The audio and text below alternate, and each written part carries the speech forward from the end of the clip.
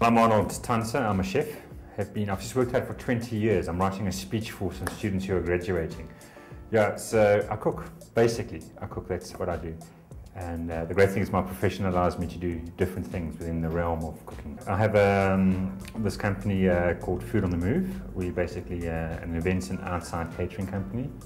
So we do bespoke menus, we tailor events around the needs of people, everything from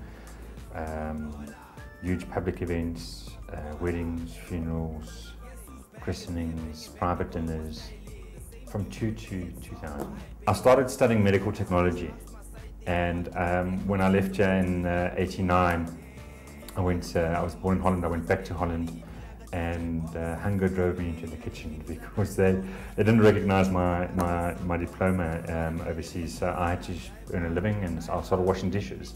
And I kind of just, from washing dishes, helped out in the salad section, and then started cooking. And so I ended up working in 2 Michelin-star restaurants. I ended up working in America for Michael Douglas.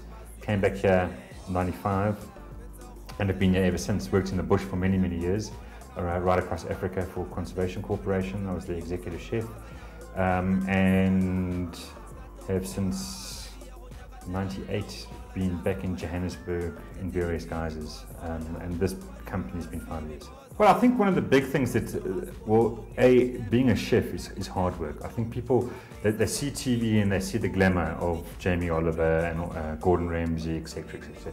But behind that and TV, which this is a whole lot of hard work, long hours.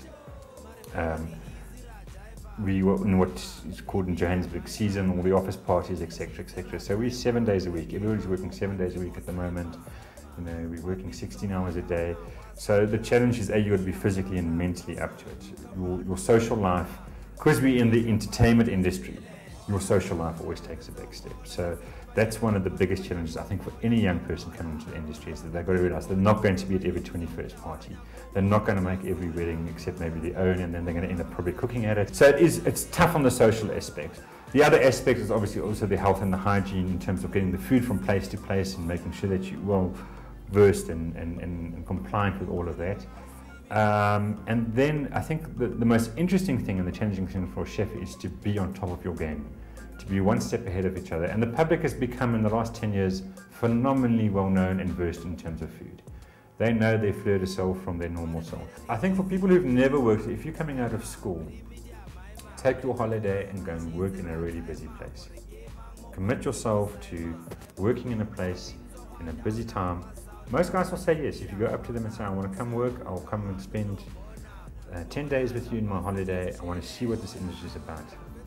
Any chef worth his salt will not disclose the door on them. I think the danger is people go, I want to become a chef, they have no, because they like cooking at home and they fool around with the cookbooks or whatever, but they don't actually realize how tough this industry is. And when you do go on your school holiday and you go and work the shift that the chefs work. Work at night, come back the next morning, because that's what it's really about. I think too many kids go and spend a lot of money going to some course, to some school, and then when they get into industry 2 years later, they're thrown away 65,000 Rand because they actually don't like it, didn't realize how hard work it was, whatever the case may be. So that's step one. The second step is then, obviously, there's a couple of routes you can go. You can go doing learnership at a company. If you've got the money, you can go to a chef school.